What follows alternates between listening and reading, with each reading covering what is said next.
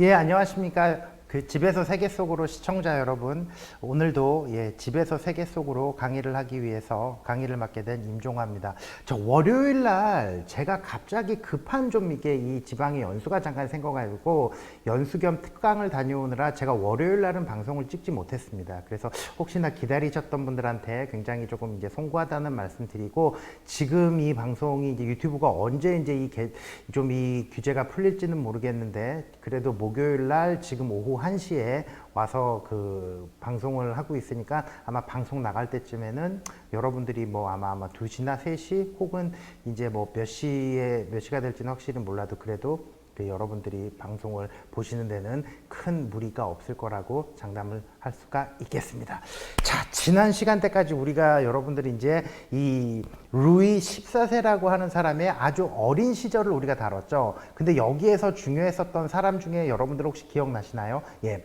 질 마자랭 총리라고 하는 사람이 요 프랑스라고 하는 것을 갖다가 절대 왕정을 구축을 했었던 리슐리의 추기경의 다음 주자로서 이 사람이 이제 요 프랑스 왕가를 아주 떠받친 1등 공신이라고 볼 수가 있겠는데, 자, 대표적으로 지난 시간에 이 루이 14세를 압박을 하기 위해서 루이 14세의 이제 이 작은 아버지가 이제 소위 이제 프롱드의 난을 일으키고, 물론 프롱드의 난이라고 하는 것은 한 2차례 사법기관과 어떤 이 귀족 간의 충돌이 있기는 했었는데, 그럼에도 불구하고 요 루이 14세의 사실상 다른 이제 친인척들 간의 어떤 그 내전이라고 하는 게 동시에 있었던 거기 때문에 루이 14세에게는 아마 초반기에 최고의 정치적인 어떤 이 위기가 아니었을까라고 하는 걸로 지난 시간 때까지는 이제 일단락을 줬었죠. 자, 그러면 오늘부터는 프롱드의 난의 이후에는 어떤 크고 작은 사건이 있었을까? 여러 차례 말씀드리지만은요, 집권 기간이 많은 왕이 루이 14세라서 루이 14세를 조금 에피소드가 많이 있을 수도 있겠지만, 더 정확한 의미로서는 루이 14세라고 하는 시기 때는 사건이 진짜 많았어요. 전 세계적으로 17세기, 18세기가 아무래도 사건이 엄청나게 많았던 시기라고 볼 수가 있겠는데, 유럽에서는 그 중심이 됐었던 프랑스라고 하는 국가에서는 어떤 일이 있었느냐. 자, PD님 슬라이드 1페이지 보고 시작을 하겠습니다. 자, 프롱드의 난이 어찌됐거나 진압이 됐어요. 완벽하게 진압이 된다라고 하는 것은 없었지만은, 그래도 이 루이 14세가 왕가를 지키는 데에는 무리가 없었는데, 14세 1600 프롱드의 난이 진압되고 이제 이 1661년도부터 형식적이지만 14살이 된 이 루이 14세가 친정을 시작을 하게 되겠습니다. 자, 그리고 또 하나 이제 핵심 키워드가 뭐냐면요, 질 마자랭이라고 하는 사람이 이제 나중에 이제 죽고 나서 그 시기가 정확히 또 아이러니하게도 1660 시기가 이제 딱 요 시기예요. 1661년. 그래서 질 마자랭 이후에 장 바티스테 콜베르 총리라고 하는 사람을 중심으로 정치가 펼쳐지고, 나중에 23세부터 신하가 없어도 정책을 결정을 할 수 있는 정책을 결정을 할 수 있는 시기가 됩니다. 물론 외교적인 문제에서는 여러 신하들의 어떤 토의가 있기는 했어야겠지만, 작은 문제는 이제 혼자 결정을 할 수 있었던 게 13세고, 그리고 프롱드의 난 진압 이후에 또 청년기에, 소년기하고 이제 청년기에 가장 커다란 프랑스의 세계사적인 이제 하나의 이제 역사적인 사건이라고까지는 하기는 힘들고, 역사적인 사실은 베르사유 궁전을 한 20년 동안에 건축을 해서 베르사유 궁전을 완성을 시키고, 또 하나 궁정화가 샤를 르블랭, 찰스 더 브룬이라고 하는 사람들에 의해서 문화 정치를 시작을 하게 됩니다. 그래서 이 프롱드의 난이라고 하는 것은 나중에 이제 어떻게 이제 루이 14세라고 하는 사람을 어떤 치적으로 인정을 받게 되냐면, 슬라이드 다음 페이지 바로 우리 보여주시면 좋겠습니다. 그림이 정말 멋있죠. 이게 루이 14세한테 오를레앙 대공이 와가지고 이제 한마디로 이제 딱 머리를 숙이는 거예요.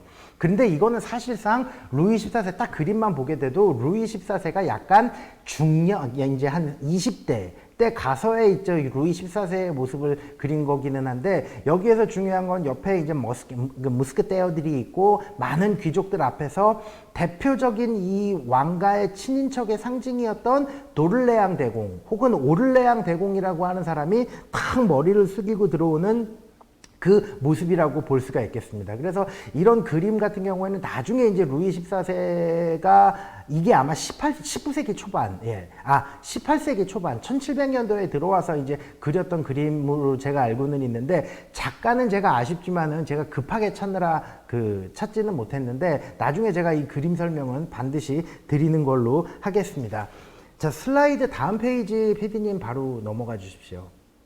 자, 쥘 마자랭 추기경 1661년도에 이 쥘 마자랭이 사망을 하게 되죠. 그리고 섭정 시기의 주요 목록이라고 하는 게 이제 존재를 하는데, 첫 번째가 30년 전쟁을 종결이 됐다라고 하는 것, 그리고 베스트팔렌 조약이라고 하는 것을 프랑스에 유리하게 맺어서 합스부르크 왕가를 사실 이제 프랑스 왕가가 이제 내리누르게 됩니다. 그리고 또한 이 당시에 길게 끌어왔던 스페인과의 전쟁에서 스페인을 제압을 했으면 물론, 또한 베스트팔렌 조약을 체결하고 곧바로 프랑스의 난을 또 진압을 했었죠.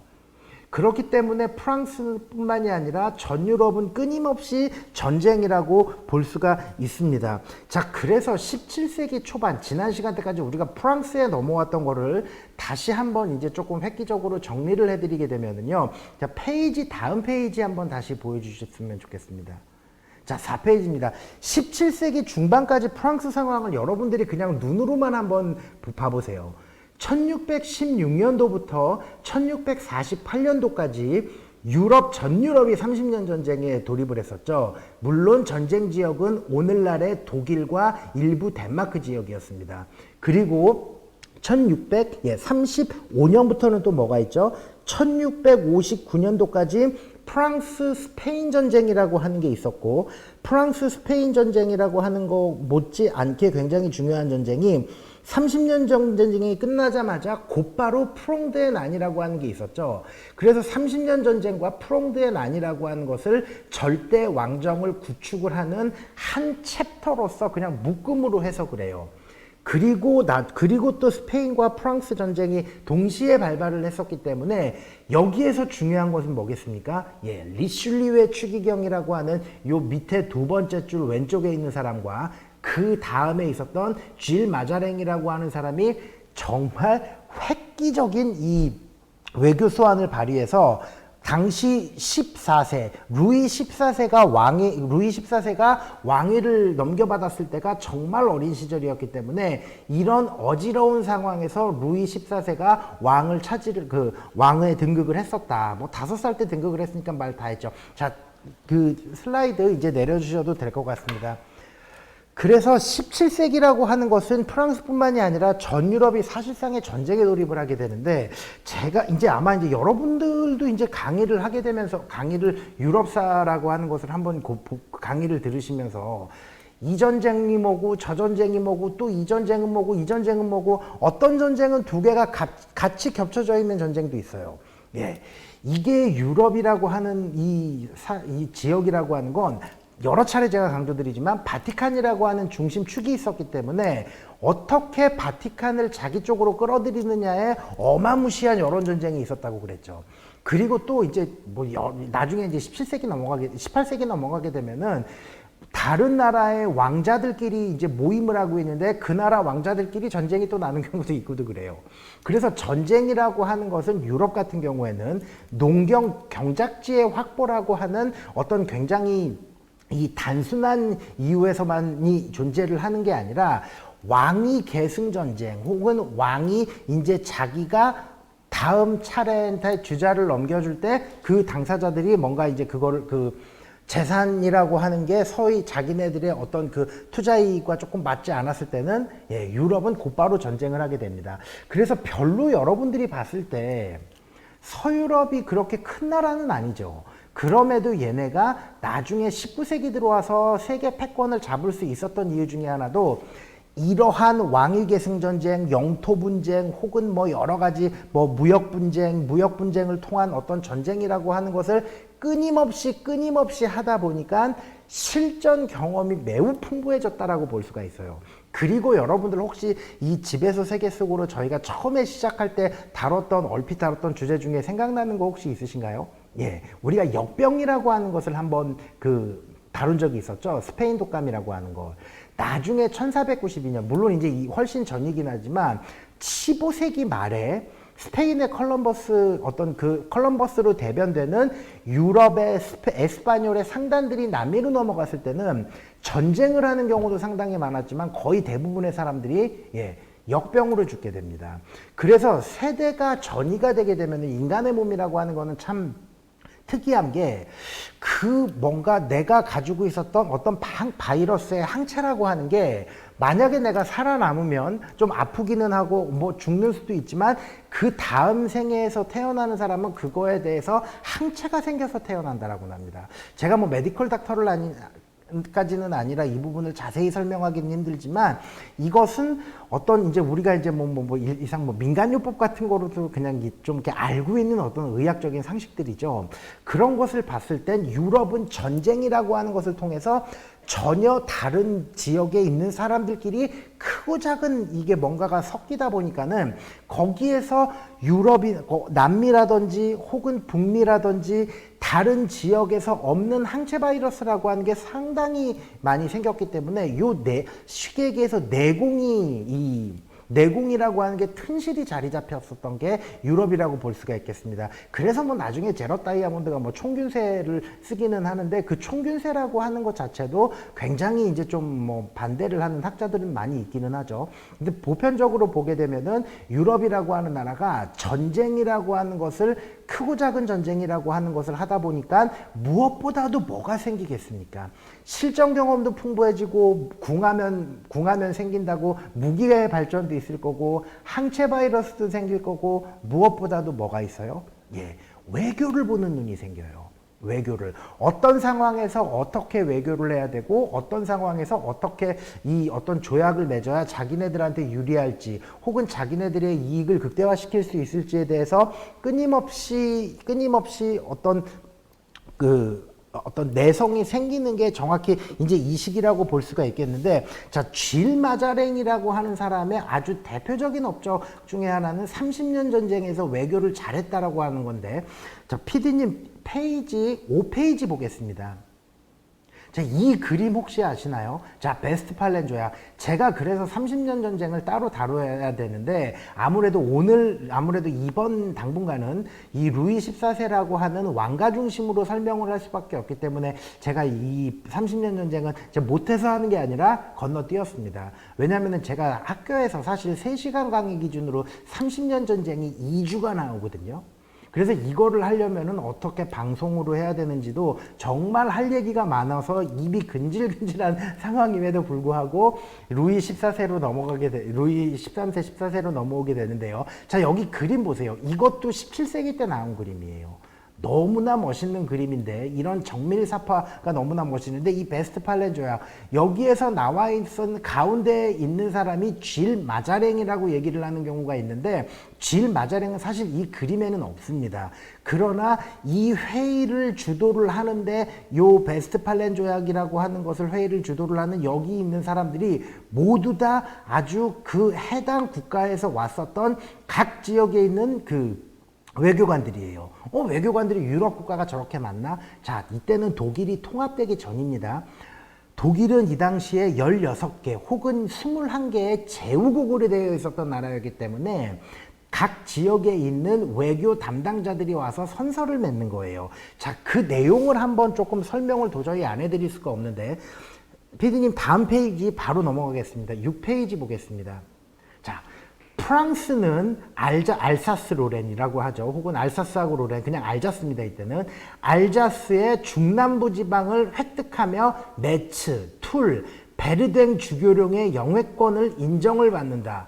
이것도 이제 30년 전쟁을 좀 다뤘으면 여러분들이 바로 이해가 오시겠는데, 쉽게 얘기해서 알사스 중남부 지방을 획득한다는 건 공식적으로 다른 지역의 주교들이 각 지역에 나가 있는 바티칸의 주교들이 저 지역은 프랑스 왕의 영토라고 하는 것을 완벽하게 인정을 하겠다라는 거예요. 이건 역시도 쥘 마자랭의 엄청난 그 하나의 그 어떤 공이라고 봐야죠. 자, 두 번째는 뭐 스웨덴 얘기인데, 스웨덴은 포멜라니아 서쪽 지역과 브레멘 주교의 영지 등을 얻는다. 자, 브레멘은 오늘날의 어디예요? 예, 오늘날의 독일 지역인데, 그때까지는 이 스웨덴 왕가의 통치를 상당히 받은 적이 있습니다.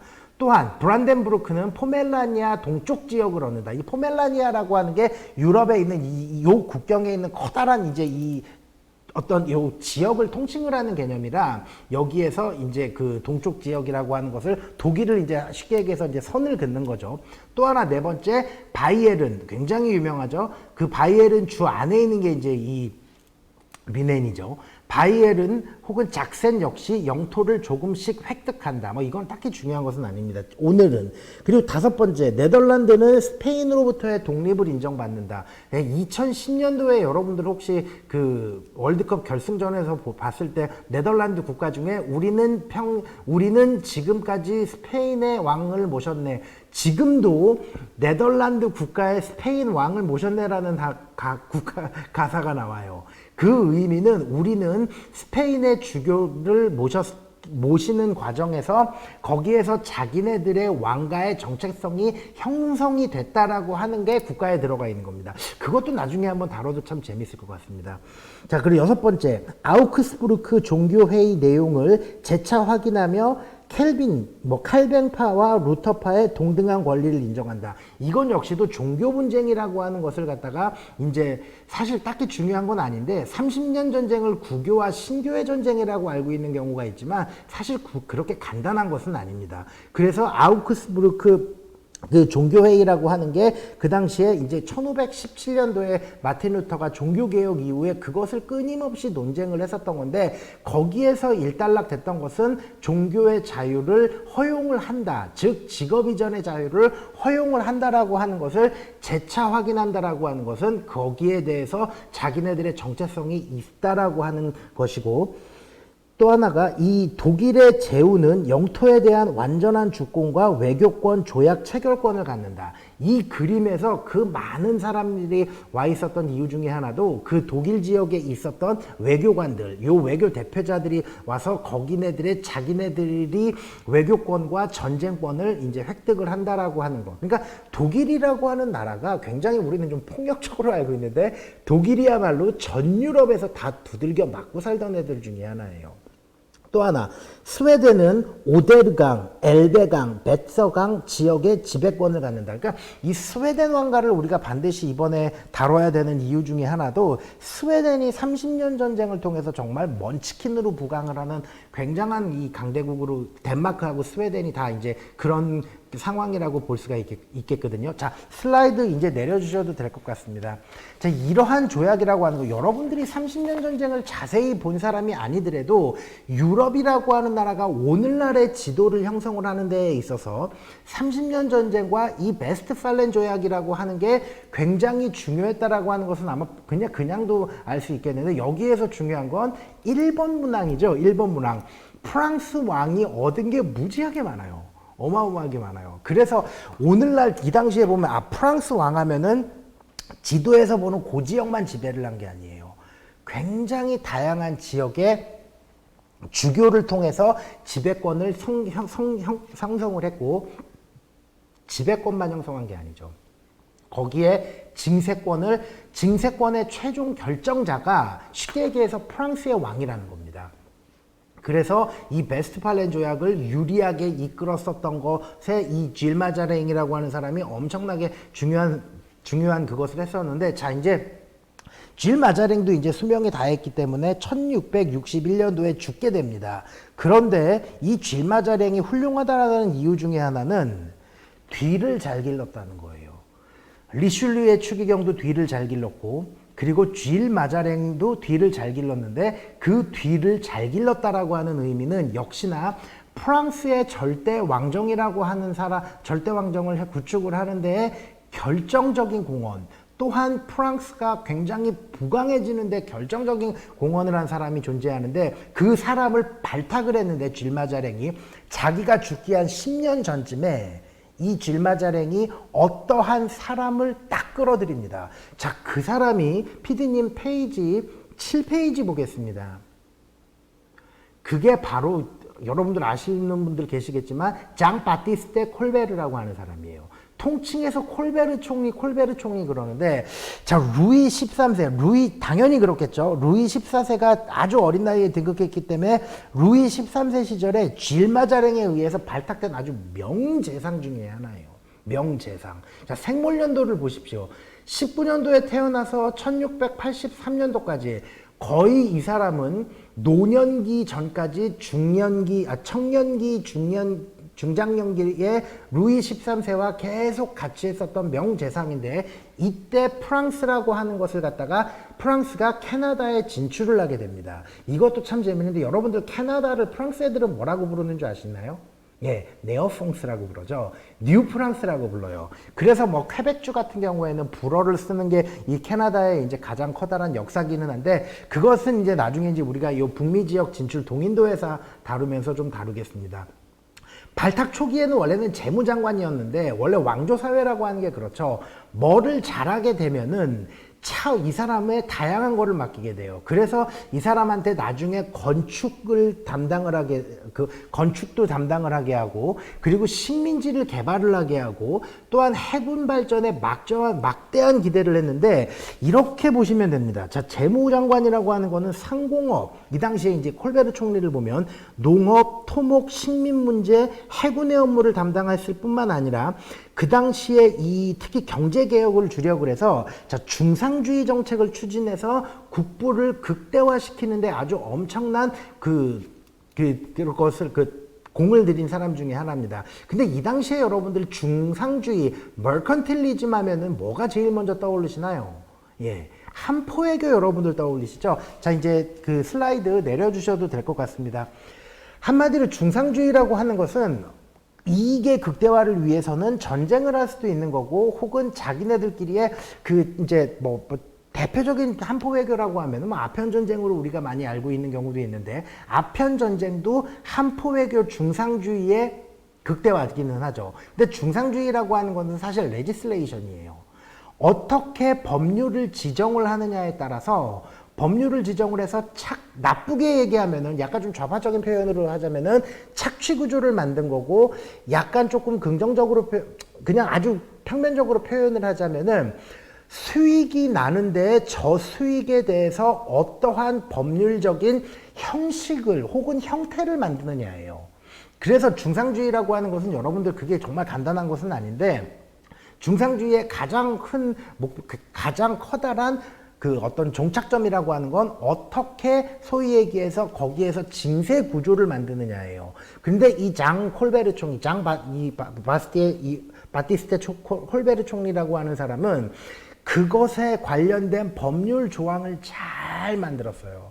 그래서 나중에 몇백 년 후지만 프랑스 혁명 시기 때도 이 콜베르 총리가 만든 법조항이라고 하는 게 나중에 프랑스 혁명 이후에 공화정과 이 왕정이라고 하는 게 끊임없이 반목을 하고 올라섰다가 다시 공화정이 나왔다가 다시 절대왕정이 나왔다가 다시 요 독재가 요 시민 독재가 나오는 그 과정에서도 콜베르 총리가 기한을 해놨었던 어떤 식민지 착취 구조, 나쁘게 얘기하자면 다른 나라 프랑스 혁명 이후에 아이러니하게도 식민지 해외 요 정책이라고 하는 것을 아주 적극적으로 프랑스가 나서거든요. 거기에서 굉장히 결정적인 역할을 했었던 게 이 콜베르 총리가 만들어냈었던 요 중상주의 법률입니다. 그래서 이런 것들을 봤을 때는 왕실이라고 하는 것, 우리가 유럽이라고 하는 것은 왕실의 자산만이라고 하는 것을 갖다가 그 당시 때까지는 여기에서 중요한 건 중상주의를 통해서 수출을 극대화하고 수입을 최소화하는 게 존재하기는 했지만, 그 당시는 거의 대부분이 어때요? 예, 어떤 나라는 그 해당 지역의 가장 기본적인 산업이라고 하는 것은 농본주의였다라는 거예요. 이 프랑스는 뭐 말할 것도 없어요. 프랑스 그 남부 지역에 리옹 지역에 한번 곡창지대 가보세요. 뜨악 소리 나올 정도로 진짜 농업 대국이죠. 미국 캘리포니아도 마찬가지긴 하고 영국도 앵글리아 지역이라든지 이제 무슨 이제 이 버밍엄 지역 같은 경우에는 엄청나게 그게 많지 않습니까? 그 농업적인 생산물이 많지 않습니까? 그게 한 나라의 40~50%를 차지하는데 나머지 50%의 잉여 인력은 뭐예요? 이런 사람들이 중상주의에 투영을 하게 되는 건데 유럽이 패권을 잡았던 이유 중에 하나는 그러한 잉여 인력이 대외 정책 혹은 해외 통상무역을 하는 데 있어서 못하게 하지는 않았다라고 하는 거. 해외 통상 이게 동양과 굉장히 다른 것 중에 하나입니다. 아시아 국가 같은 경우에는 왕가 지배 이데올로기를 형성한 사람들이 딱 봤을 때 뭔가 징세 구조라고 하는 것을 떠나서 쉽게 얘기해서 독자적인 무력을 가졌다든지 혹은 왕의 권한 이외에 뭔가 자기네들의 어떤 세력을 형성을 하는 데 있어서 굉장히 굉장히 배타적으로 바라봤었죠. 요 명나라도 그랬고 청나라도 나중에 중기 이후부터는 이제 이 조선이 우리가 주자학 이데올로기를 사실 청나라에 수출을 했다 그래도 과언이 아닐 정도로 굉장히 경직된 산업 구조로 이제 넘어가게 되는데 콜베르 총리라고 하는 것은 식민지라고 하는 거 물론 여기에서는 안 좋은 게 있기는 해요. 제가 아무리 유럽을 좀 두드느라고 서양의 강대국이 됐었던 이유가 식민지가 아니다 손 치더라도 여기에서 중요한 것 같은 여기에서 이런 데에서는 안 좋은 여파가 나오는 거는 바로 인종주의라고 하는 겁니다. 인종주의라고 하는 게 나와서 유럽, 비유럽. 근데 이 당시에는 유럽, 비유럽이 아니라 뭐겠어요? 기독교, 비기독교가 되겠죠. 그러니까는 기독교라고 하는 것을 개신교가 독립전쟁이라고, 개신교과 끊임없이 반목의 전쟁이라고 하는 것을 한다손 치더라도 이 사람들이 과연 카톨릭과 동등한 위치에서 자기네들의 정치 세력을 형성을 하는 것을 그냥 두고 보겠느냐는 거예요. 그래서 종교개혁 이후에 200년 가까이 사실상 유럽이라고 하는 건 크고 작은 내전에는 재산권도 있고 영토 문제도 있지만 종교 문제도 동시에 포함이 된다라고 볼 수 있겠습니다. 자, 다시 살짝 복습을 하고 넘어가자면 루이 13세와 루이 14세는 종교가 카톨릭이죠. 그런데 루이 13세의 아빠이자 루이 14세의 할아버지인 앙리 4세는 또 어땠어요? 카톨릭 신자한테 암살을 당했잖아요. 그렇기 때문에 이 사람들 같은 경우에는 당연히 이 카톨릭을 견제를 하는 게 아니라 오히려 카톨릭의 수호자로 나오게 됐었다라고 하는 거. 그게 참 유럽이라고 하는 게 좀 특이한 것 중에 하나인데, 자, PD님 슬라이드 8페이지 바로 보겠습니다. 자, 이게 23세 시절의 루이 14세예요. 잘생겼든지 못생겼든지 그거는 아마 보는 사람에 달라지겠지만 분명한 건 그림이 너무 리얼하다는 거예요. 와, 정말 저런 정민의 사파. 근데 이게 언제 그렸는 줄 아세요? 그게 바로 1681년도입니다. 1661년도. 루이 14세가 막 23살이 됐었던 시기에 그렸었던 그림 중에 하나가 이 그림이라는 겁니다. 그러니까 얼마나 유럽이 미켈란젤로 이후에 산술적인 어떤 수학의 연산법칙이라고 하는 것을 문화예술에 적용을 시켰는지라고 하는 것을 보게 되면은 정말 참 유럽이 참 대단해 보이기도 하는데, 또 한 가지 이것은 여기에서 표정이 굉장히 리얼하지 않습니까? 근데 이 루이 13세가 23살이 딱 되면서부터 차츰 이제 당장 왕실이 위험한 것은 아니니까 이제 안정기로 접어든다라고 프랑스 역사에서는 평가를 하고, 또 하나 이 루이 14세라고 하는 사람이 문화예술 분야로 눈을 돌려요. 그리고 그것을 또한 정치에 활용을 합니다.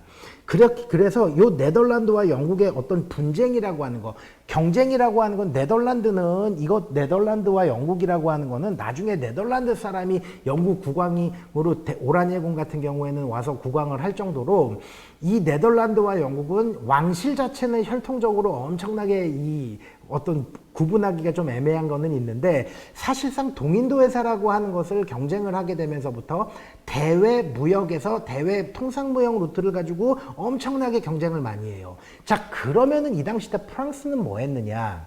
프랑스는 대외 통상 무역을 안 했던 것은 아니지만 네덜란드나 영국처럼 절실하지는 않았다라는 거예요. 왜냐? 어마어마한 농업 생산력이라고 하는 게 있었고, 대륙 간의 전쟁을 통해서 프랑스 왕실이라고 하는 것은 자기네들의 지배 구축이라고 하는 것을 워낙에 확고하게 구축을 하던 시기가 이 시기였기 때문에 딱히 해상 무역이라고 하는 것에 이 영국하고 네덜란드처럼 거의 국가 총력을 기울이지는 않았는데, 중요한 것은 이때 이 루이 14세가 정말 영악하게도 네덜란드와 영국의 이 어떤 분쟁에 끼어드는데, 여기에서 어떻게 되느냐?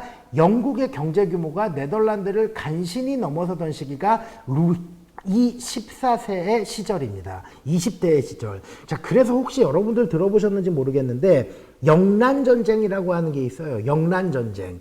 예, 이게 이제 앵글로 더치 워라고 하는 건데, 이 시기에 영국을 지원을 해요, 프랑스가. 영국을 지원을 해서, 그러다 보니까는 스페인의 지배를 받고 있었던 벨기에와 네덜란드 두 나라한테 동시에 선전포고를 합니다.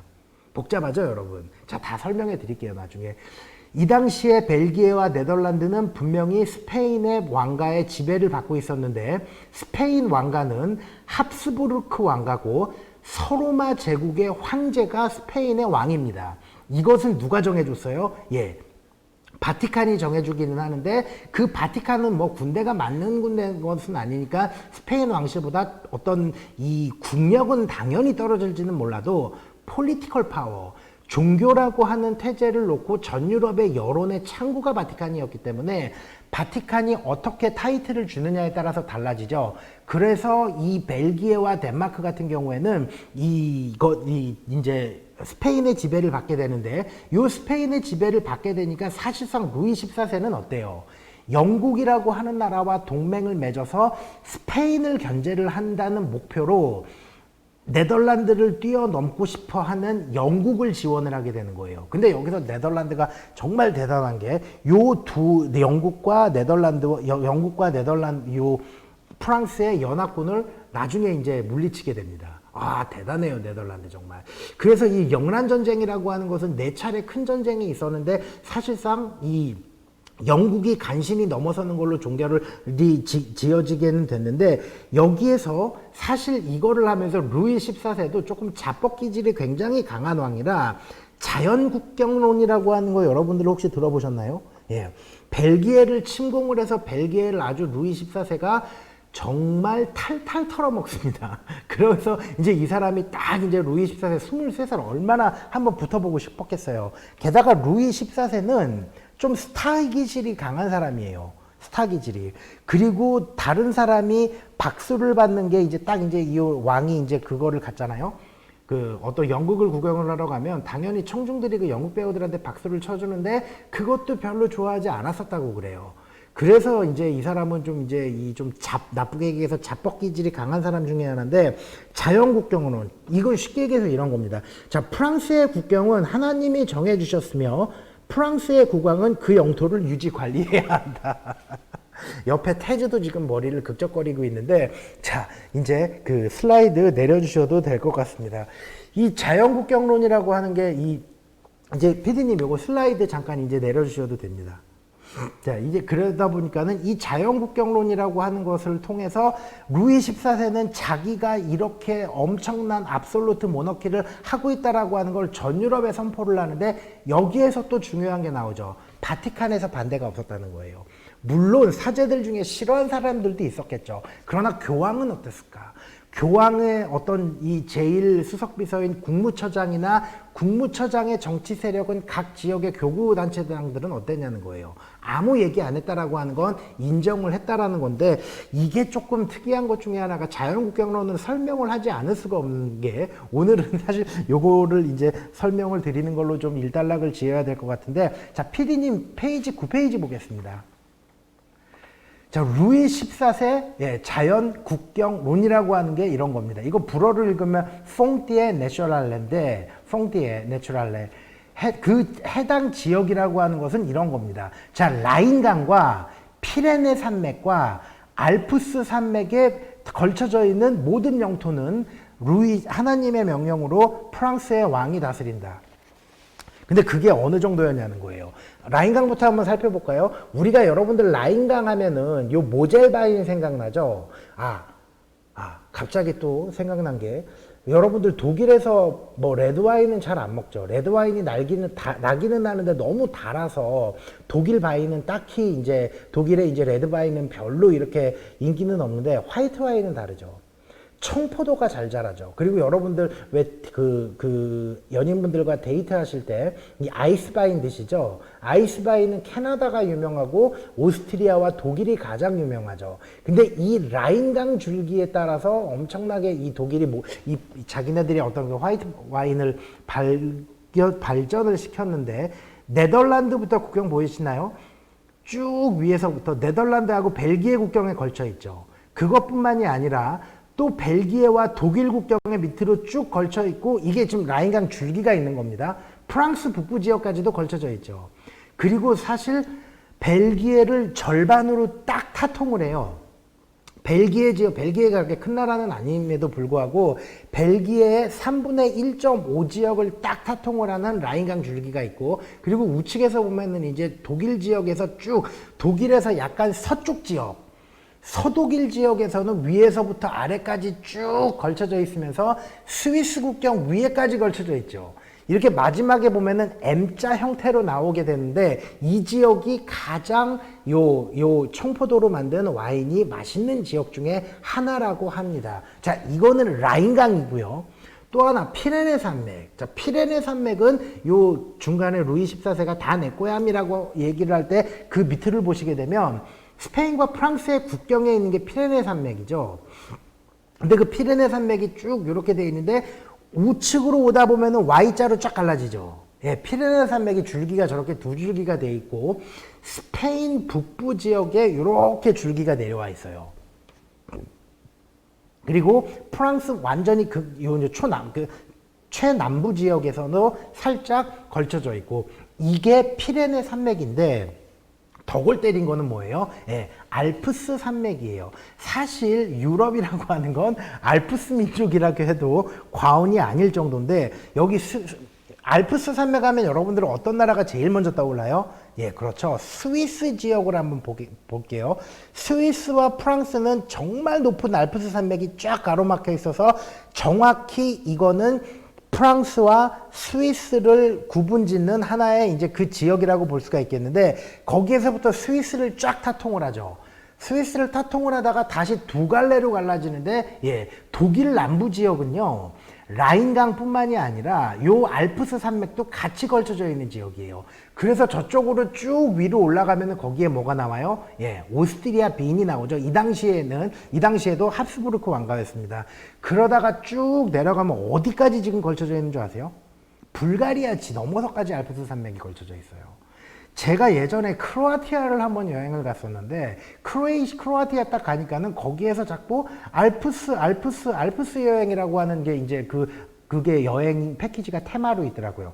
야, 그럼 알프스 산맥이 저는 그때 정말로 제가 2007년도였는데 그거 보고 얘 이거 무슨 뭐 자기네들이 이제 어떤 산을 갖다가 그렇게 부르나 보구나 라고 했는데 아닙니다. 실질적으로 알프스 산맥이라고 하는 게 시작되는 지역이 스위스인 거는 맞는데 여기 지도까지 내려와 있어요. 우측 최남단에 보면은 여기 이제 그리스 지도에는 없지만 그리스 위에인데 그 헝가리 지역에 걸쳐서 쭉 밑에까지 내려와 있죠. 어떻게 보면은 이게 붙어 있었으면은 재수 좋았으면은 이탈리아 전체를 이렇게 쭉 가로지르는 하나의 길이 날 수도 있었는데 요 지역에 요 산등성이가 있는 모든 지역을 갖다가 알프스라고 하는 개념으로 봤을 때 지금이야 국경이 분명히 나뉘어져 있기 때문에 상관이 없지만 이 지역이 내 거다라고 루이 14세가 얘기를 한 게 소위 얘기하는 자연 국경론입니다. 이게 퐁티아예요. 그래서 요 사람 같은 경우에는 이렇게 딱 주장을 하고 났는데 아무도 그거에 대해서 자기가 반란을 다른 나라 사람들이 어떤 토를 달지 않았다라고 하는 거. 물론 당사자들은 싫겠고 루이 14세 프랑스가 과연 오늘날의 저 프랑스 지역만 지배를 해서 그 엄청난 경제적으로 일궜었느냐라고는 말이 안 되겠죠. 오늘부터 여러분들이 유럽이라고 하는 지도를 쫙 펴놨을 때 최소한 17세기 프랑스를 볼 때만큼은 이 지도에 있는 이 국경 혹은 자연 국경론을 루이 14세가 어떻게 평가를 했는지에 대해서 정말 아주 중요하게 생각해야 되는 것 중에 하나입니다. 그래서 거의 사실 프랑스는 거의 이때는 독일이 없었으니까요. 네덜란드나 어떤 요런 스페인 왕가가 조금 걱정이 됐었지, 영국이나 다른 대륙 유럽에서는 프랑스가 가장 강력한 여기에 징세권의 권한을 공식적으로 가지고 있었다라고 보시면 됩니다. 그래서 루이 14세가 72년의 어떤 지배 기간 동안에, 치세 기간 동안에 지금 요렇게 나와 있는 지역, 뭐 프랑스는 당연히 프랑스 거지만 거의 대부분의 라인강 지역과 알프스 산맥에 있는 저쪽 이제 동구 유럽, 저 때는 비잔틴 정교회였죠. 비잔틴 정교회이기 때문에 역설적으로 바티칸과는 매우 가까운 가까운 지역이었기 때문에 프랑스 왕한테도 공식적으로 상당히 많은 징세를 저기에서 프랑스 왕이 걷어들였다고 볼 수가 있겠습니다. 자, PD님 이제 슬라이드 내려주셔도 될 것 같습니다. 그래서 루이 14세를 우리가 봤을 때는 자연국경론이라고 하는 것을 우리가 반드시 짚고 넘어가야 된다라고 하는 것, 그것뿐만이 아니죠. 정치가 안정이 되다 보면은 대외 전쟁에 뭔가 어떤 자기네들의 전시 효과라고 하는 것을 획득을 하기 위해서 밖으로 나가는 경우도 있기는 하지만 사실상 약간 조금 숨을 돌리게 되면은 인간은 다른 생각을 하게 되는데 거기에서 나오는 게 바로 문화 예술의 힘이라고 볼 수가 있겠습니다. 자, PD님 페이지 10페이지 보여주십시오. 자, 여러분들 혹시 샤를르 브랭이라고 하는 사람 들어보신 적 있나요? 1690년도까지 이제 그 치세 기간을 가졌었던 사람 중에 하나인데, 루이 14세와 같이 이제 활동을 했었던 사람 중에 하나인데, 찰스 브룬이라고 얘기를 하는 경우도 있어요. 혹시 여러분, 찰스 브룬이라고 아는 분들도 어떻게 보면 계시는 경우도 있을지도 모르겠는데, 원래는 샤를르 브랭이라고 하는 게 맞는 표현입니다. 근데 이 사람이 루이 14세의 궁정 수석 화가고, 루이 14세 초기 문화 정치를 상징하는 대표적인 인물 중에 하나인데, 이건 역시도 지금 우측에 있는 그림 역시도 본인 스스로 그린 게 아니라 다른 사람, 이제 이 사람이 조카도 화가였는데 그 조카가 그려준 그림이라고 합니다. 매우 그림이 잘 그려진 그림인데 이 그림이 1677년도에 나온 그림이라고 그래요.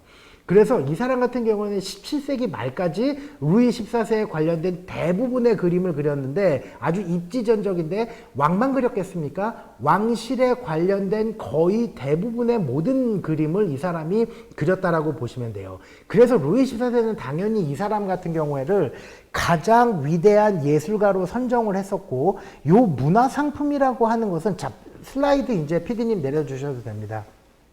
자, 문화상품이라고 하는 것은 특징이 뭐가 있죠, 여러분?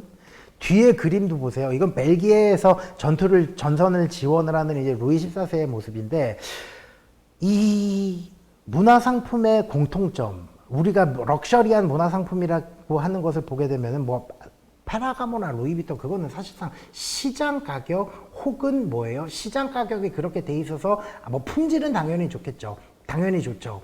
근데 그 모든 문화상품이라고 하는 건 부르는 게 값이에요. 그래서 그 해당 인물의 경제적인 상황에 따라서 사는 사람 역시도 약간 애헴거리고 약간 살짝 무게를 잡고 필요에 따라서는 갑질을 하면서 비싸게 그 그림을 사는 겁니다. 자, 그러면 그 그림을 딱 샀어요. 예를 들어서 샤를르 브랭, 지금 뒤에 보이는 어떤 이 벨기에 전선에 싸우는 루이 14세 이런 그림을 그 당시 가격으로 한 2억에 샀다고 쳐보세요. 그럼 그 2억이라고 하는 것에 그걸 그대로 있느냐? 아니죠. 루이 14세나 혹은 해당 그림의 주인은 끊임없이 전시회를 하게 되면서 그 그림의 가격을 올리는 거예요.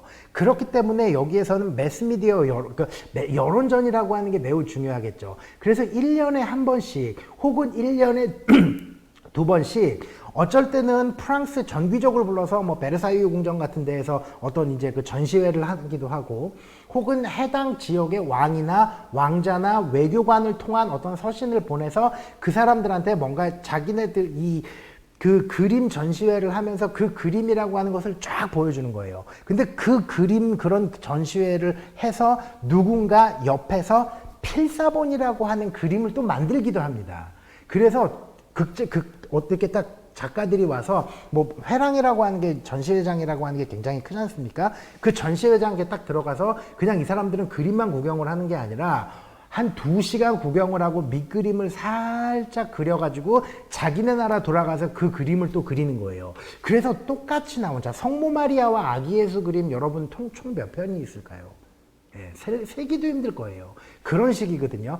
요즘처럼 그때는 사진이 있었던 시기는 아니었었기 때문에 어떻게 그 그림에 대해서 입체적으로 이해하고 입체적으로 그것을 대중한테 설파를 할 수 있느냐라고 하는 어떤 그런 유명한 화가를 딱 데려다 놓고 그림의 값을 끊임없이 올리는 겁니다. 그런데 그 그림의 값이라고 하는 건 얼마만큼 많은 사람, 그러니까 그림 필요 없는 사람한테는 1,000원도 안 하겠죠. 그러나 아는 사람들한테는 이런 게 엄청나게 비싸게 팔리는 하나의 매개로서 이 그림이라고 하는 것을 팔게 되는 건데, 이 소위에게 샤를드 브랭이 그렸던 모든 그림은 전부 다 루이 14세 요 부르봉 왕가의 왕실의 재산으로 들어가 있음과 동시에 파리 루브르 박물관 가셔가지고 제가 기억하기로는 2층 서관이었습니다. 2층 서관에 요 샤를 드 브룬의 작품만 이렇게 따로 만들어 놓은 섹션이 있어요. 인터넷 여러분 한번 들어가 보셔가지고 이 루브르 박물관 그 회랑을 한번 이렇게 딱 층별로 소개되어 있는 것을 보게 되면은 가장 많은 그림과 가장 비싼 그림, 물론 가장 비싼 그림이라고 하는 건 모나리자겠죠. 그런데 모나리자 그림만이 가장 비싼 게 아니에요. 바로 루이 14세 관련된 그림들이 가장 비쌉니다. 요것도 나중에 좀 루브르 박물관 소개를 해드리면서 한번 제가 다뤘으면 하는데, 어쩔 때 제가 옛날에 한 10년 전에 2005년도인가요? 그때 다빈치 코드 나왔을 때 루브르 박물관에 그 박물관 들어가는 비용이 80유로까지 뛰었었어요. 근데 어쩔 때 또한 샤를의 그림이라고 하는 건 매번 루브르 박물관에 전시되어 있는 게 아닙니다. 그 섹션을 닫아놓는 경우도 있어요. 근데 그 섹션이 열었을 때는 루브르 박물관 들어가는 그 표값 자체가 달라지는 거예요. 그래서 요즘 같은 경우에는 아예 루브르 박물관은 그냥 열어줄 거 다 열어버리고 그 찰스 브룬이라고 하는 사람의 그림 자체를 따로 회랑을 열 때는 그것만 따로 25유로 혹은 40유로를 받는 경우가 굉장히 많아요. 그래서 루브르 박물관을 제가 사실 2년에 한 번꼴로 제가 가는데, 제가 마지막으로 유럽을 갔다 온 게 이제 2017년도예요. 근데 2017년도 때 한번 갔을 때도, 그때도 제가 한번 루브르 박물관을 가서 이 브룬의 그림들을 보게 됐었는데, 마치 지금 제 뒤가 오늘 요 배경사진을 이걸로 꺼냈던 이유 중에 하나가, 이 벨기에에서 지휘하는 루이 14세의 모습이라고 하는 그 그림만 다른 지역의 소위 순회 공연이라고 볼 수 있겠죠. 순회 전시를 갔었던 그 시기였었기 때문에 2017년에 이 그림이 그런 거였구나라고 하는 것을 알고 딱 가서 봤을 때는 그 그림이 막상 없었습니다. 그래서 참 제가 아쉬웠던 기억이 있었는데, 이 루이 14세의 소년기 혹은 청년기 초기라고 하는 것은 23세 때 있었던 요 브랭이라고 하는 화가한테 엄청나게 자기의 어떤 왕실의 이 어떤 권한을 주면서 이 문화작품을 만들게 했었고, 또한 이런 어떤 자연국경론이라고 하는 것을 펼치게 되면서 루이 14세가 23살 때부터 전 유럽에서 쉽게 얘기해서 제일 잘난 놈이 됐었던 시기가 이 시기라고 볼 수가 있겠습니다. 자, 제가 오늘은 원래는 요 프랑스하고 네덜란드 전쟁도 좀 차례로 만들려고 했었는데, 그것은 어쩔 수 없이 다음 시간으로 미룰 수밖에 없을 것 같습니다. 다음 시간에는 요 루브르 박물관이 어떻게 지어졌고, 또한 요 영란전쟁이라고 하는 것을 갖다가 한번 좀 따로 다뤄봐야 될 필요가 있기 때문에, 다음 시간에는 프랑스와 네덜란드 전쟁 혹은 프랑스와 스페인 전쟁에 발단이 됐었던 이 영란전쟁이라고 하는 것을 따로 한번 조금 다뤄봤으면 좋겠습니다. 자, 여러분들 오늘도 재밌게 봐주셨나요? 언제나 언제나 즐거운 강의 열심히 준비해서 여러분들한테 재밌는 강의 많이 해드리도록 하겠습니다. 자, 감사합니다.